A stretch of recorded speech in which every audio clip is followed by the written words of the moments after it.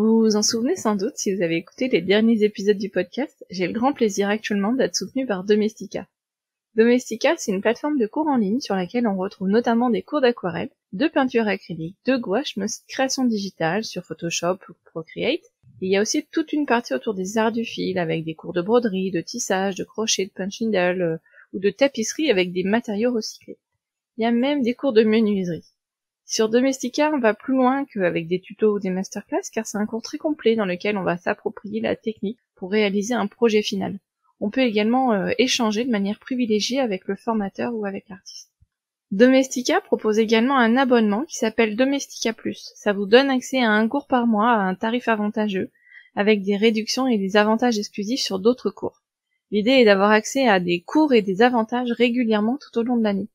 C'est donc parfait pour se mettre dans une vraie dynamique d'apprentissage continu, ou quand vous n'arrivez pas à choisir. De mon côté, j'avais choisi de tester un cours autour du papier découpé. Alors j'ai pas encore terminé, mais j'ai trouvé ça jusqu'à présent bien organisé.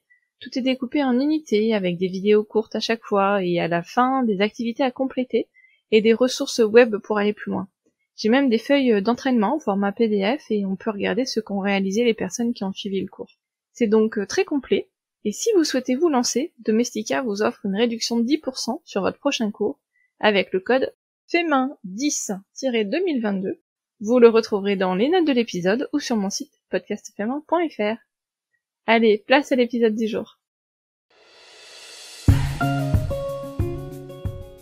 Bonjour et bienvenue dans ce nouvel épisode de Femin, le podcast de la communauté Do It Yourself qui part à la rencontre des entrepreneurs créatifs. Je m'appelle Mélanie Sénat, j'adore créer, et je suis heureuse de partager avec vous mes conversations avec des créatrices et des créateurs que vous suivez peut-être comme moi sur Instagram. Qu'ils créent avec du papier, du tissu ou de la laine, avec des crayons, des aiguilles, des pinceaux. Découvrir leur parcours et les coulisses de leur entreprise créative est un régal d'inspiration. Aujourd'hui, on retrouve Laure, que vous avez peut-être déjà entendu dans l'épisode 71. Laure a 2 activités. Elle accompagne des marques créatives dans leur stratégie de communication sous la marque Bureau d'influence, l'agence qu'elle a co-créée, et elle est également créatrice de contenu DIY avec son blog ilovedoityourself.com.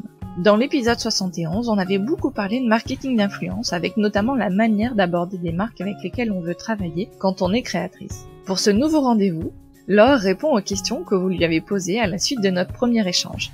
On a découpé en 3 épisodes pour que vous puissiez les écouter facilement. Pour la première partie, Laure répond aux questions autour du choix du statut juridique. Deuxième question autour du réseau et de la façon dont on peut s'entourer en tant que solopreneur. Et 3e question autour de la visibilité et de la mise en avant de son travail. Dans le mini-épisode suivant, on traite de la question de l'argent. Comment j'assure mes arrières d'un point de vue financier? Laure nous donne ensuite son point de vue sur les 3 erreurs à ne pas commettre quand on se lance. Et elle nous donne des conseils pour gérer la peur de se lancer. Et enfin, dernière partie dans laquelle on répond aux questions suivantes. Comment dire non à des projets?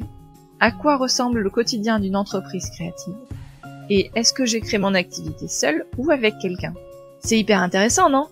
Alors, c'est parti. Bonne écoute. Comment je peux dire non à des projets? Est-ce que tu as déjà eu l'occasion, toi, de dire non en disant « Ah, ça, je le sens pas ».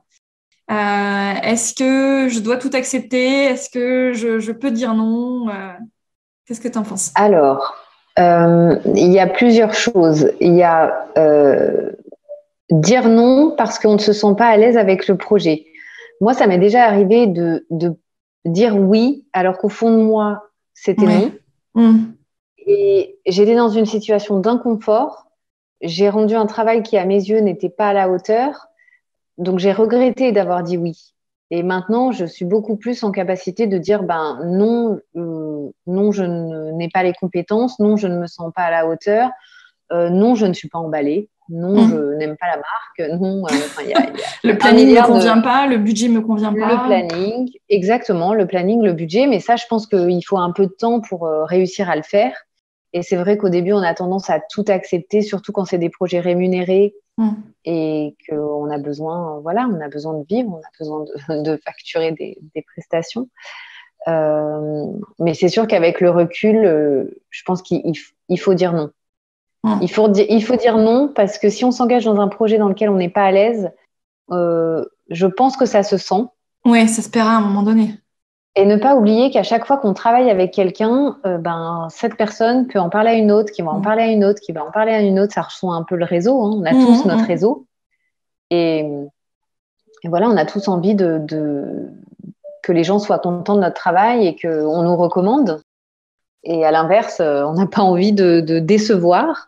Ouais. Et justement, de ne pas être recommandé. On ne sait pas où ça peut nous amener, en fait. Ok. Donc, moi, je suis pour la team savoir dire non, même si c'est dur. Ouais, On fait, comme tu l'as dit tout à l'heure, une petite liste, les pour, les contre, et on écoute sa petite voix intérieure et on se dit, bon, soit j'ai pas le temps, ça peut être aussi une question de temps, soit j'aime pas le projet, soit je me sens pas à l'aise. Et on peut recommander une autre personne. Hein. Oui, et qui donnera un coup de pouce dans le futur, sans doute, etc. C'est ça. Ouais, la faveur sera retournée. Complètement. Moi, j'y crois hein, à ça. Il y a des gens qui aiment pas du tout faire ça, mais moi, j'ai aucun souci. Par exemple, ça m'est arrivé souvent pour des animations d'ateliers. J'avais moins d'énergie, j'étais pas dispo à la date ou j'avais trop de boulot à ce moment-là. Et de passer le bébé à quelqu'un et ça se passe très bien. Et puis l'ascenseur est renvoyé. Ouais, et quelqu'un que tu as considéré comme quelqu'un avec une activité assez proche de la tienne. Sur ce créneau, oui. Oui, complètement. Bon. Et elle a fait la même chose ensuite. Hein, donc, elle m'a recommandé à des moments où elle pouvait pas, où on a travaillé ensemble. Enfin, il y a plein de possibilités. Ouais, c'est super. Ouais. Ça marche. À quoi ressemble le quotidien d'une entreprise créative ? Alors, je ne sais pas si je peux répondre à cette question parce que j'ai envie de dire que aucune journée ne se ressemble. Mais malgré tout, voilà, il y a quand même une grande partie de traitement des mails le matin, enfin même tout au long de la journée, si on n'est pas en shooting photo, en tournage. Voilà, il y a des moments de création, il y a des moments de créativité, il y a des moments de comptabilité, il y a des moments de aucune journée se ressemble, mais voilà, il y a des choses qu'on est forcé de faire. Ouais. Je saurais pas dire, moi j'ai pas une journée type. Après il y a beaucoup de visio avec les clients. Moi j'essaye toujours d'organiser mon temps avec des jours où je suis 100% créative. Je préfère en fait faire ça. D'avoir des moments où je crée du contenu, je prends des photos, je fais de la captation vidéo, et d'autres où je suis plus dans l'administratif, la gestion des mails, etc. Pour moi, c'est plus facile à gérer. Et c'est aussi parce que tu te connais bien avec le temps que du coup, tu as trouvé cette organisation-là ? Oui, je pense que ça me fait gagner du temps. Ça me fait gagner du temps. Et effectivement, avant, je ne faisais pas ça. Je prenais mes photos, j'avais mon ordinateur ouvert, je regardais, enfin, j'étais stressée. Tu une facture en même temps, C'est ça. Donc, finalement, je crois qu'on est aussi à un point où on est très réactif. Dès qu'on reçoit un mail, on se dit qu'il faut répondre tout de suite dans la minute. Et on est beaucoup plus productif quand on a des temps où on répond à nos mails, des temps où on ne regarde pas ses mails. Pas Instagram. On avance. Voilà, pas Instagram. Moi, Instagram, de toute façon, vraiment, je laisse ça pour le soir, à des moments où le midi, quand je suis plutôt détendue. Donc, se mettre des plages de travail. Alors, ça me fait penser à un livre, c'est La 25e heure, qui est hyper facile à lire. C'est vraiment moi, je l'ai lu vraiment dans un petit poche, très actionnable, avec des conseils.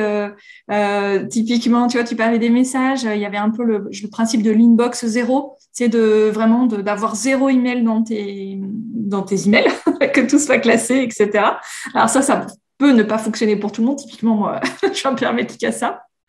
Moi, j'arriverai jamais à faire ça. Mais il y a plein de conseils justement de se dire, typiquement, je ne regarde pas mes emails toutes les 5 minutes. J'enlève les notifications des applications.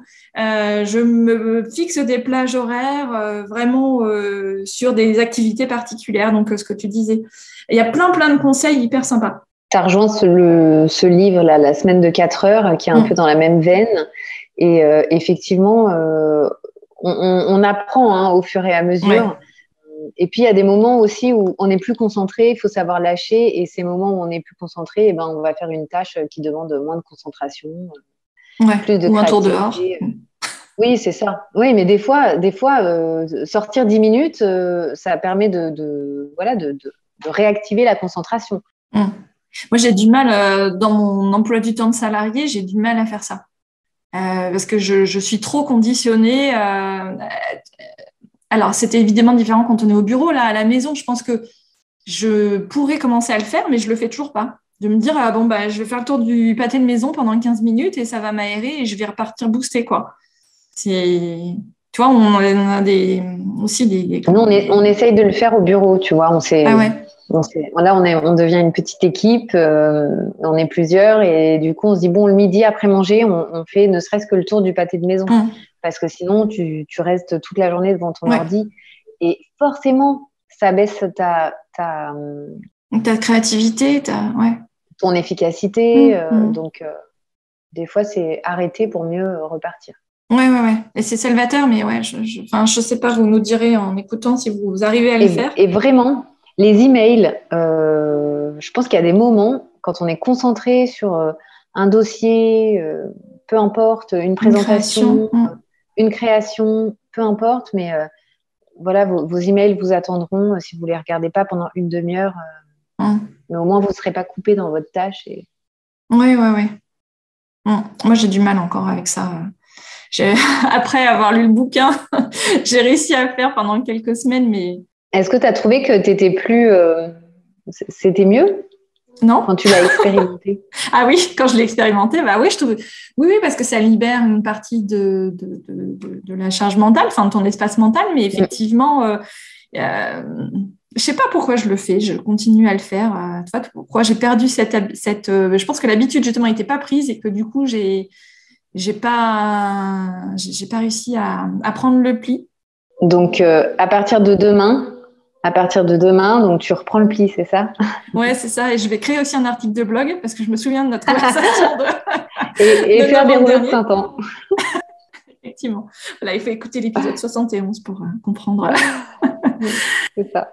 Ouais, oui. Bon, donc la 25e heure, on n'oublie pas pour aller, et la semaine des 4 heures de Tim Ferriss, pour aller se chercher un peu du temps supplémentaire. Pour augmenter sa productivité. Ouais, génial. Est-ce que je crée mon business seule ou est-ce que je m'entoure, et c'est plus que je m'entoure, c'est je crée avec quelqu'un? Mon expérience personnelle, ça a été que j'ai d'abord commencé à travailler seule. Et ça se passait très bien. Je suis quelqu'un d'assez autonome, indépendante, donc je n'ai pas forcément besoin de quelqu'un. Même si, quand on est entrepreneur et qu'on est souvent à la maison, pas en interaction avec d'autres personnes, c'est toujours bien d'être en équipe. Enfin, je trouve que ça apporte d'autres idées, d'autres réflexions. Ça peut rebooster à des moments où on est un peu plus en baisse d'inspi, en baisse de régime, en baisse de plein de choses. Après, je suis passée à un business avec quelqu'un, mais j'ai trouvé la bonne personne. Et je pense que le plus dur, c'est de trouver la bonne personne. C'est la rencontre. Ouais. La rencontre, exactement. Et ça, on ne peut pas l'expliquer, en fait. On ne peut pas savoir à quel moment on va faire cette rencontre. En tout cas, il y a beaucoup d'intuition. Il y a beaucoup de choses qui se construisent au fur et à mesure.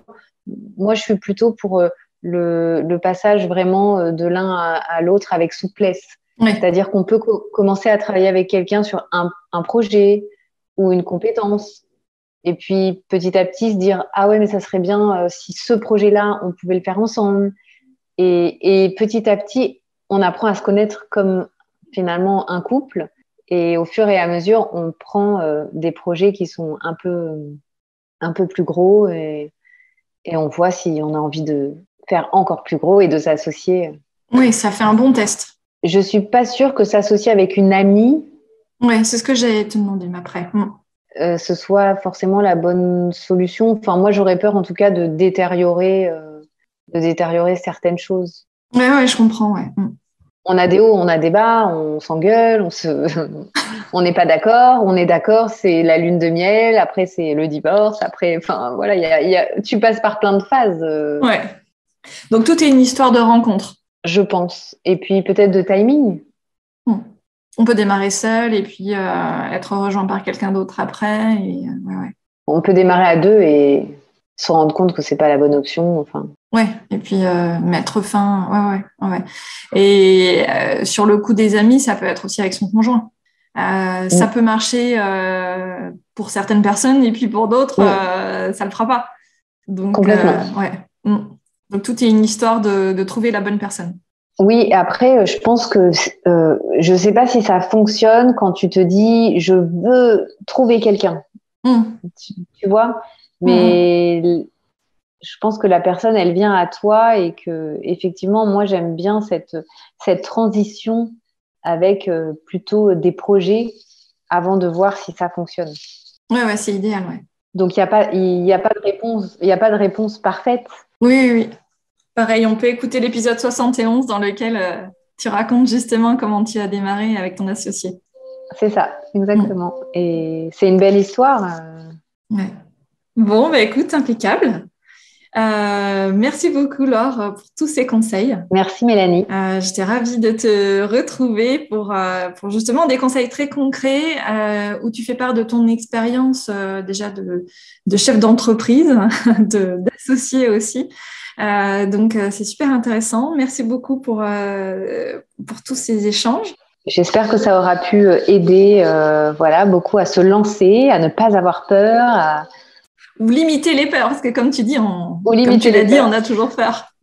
C'est ça. Et en tout cas, à se lancer dans cette aventure qui forge beaucoup et qui amène beaucoup de satisfaction. Ouais, impeccable. Écoute, meilleur mot de la fin. Merci beaucoup pour ton temps, Laure, et puis à bientôt. Merci beaucoup. Me revoici. J'espère que ces conseils vous ont plu. Ce sont à la fois des conseils pleins de bon sens, mais surtout des conseils issus de l'expérience. Personnellement, j'ai trouvé que c'était hyper intéressant. Pour retrouver Laure, je vous donne rendez-vous sur son blog ilovedoityourself.com et sur le site de son agence Bureau d'influence. Pour suivre le podcast au quotidien, vous vous en doutez, je vous donne rendez-vous sur Instagram, tout simplement sur le compte Podcast Fait Main. Si cet épisode vous a plu, je vous invite à découvrir les autres conversations enregistrées depuis quasiment 2 ans et demi. Il y a plus de 90 audios à écouter. Et si le travail que je fais autour du podcast trouve écho en vous, je vous invite chaleureusement à me soutenir sur Tipeee. Tipeee, c'est une plateforme de financement pour les créateurs qui, comme moi, vous propose du contenu gratuitement. Il y a plusieurs niveaux de soutien avec des contreparties différentes à partir de 2 €. Vous pouvez aller sur tipeee.fr et chercher Podcast Fait Main. Allez, je vous donne rendez-vous très vite pour un prochain épisode et n'oubliez pas, prenez toujours le temps dans votre quotidien pour créer.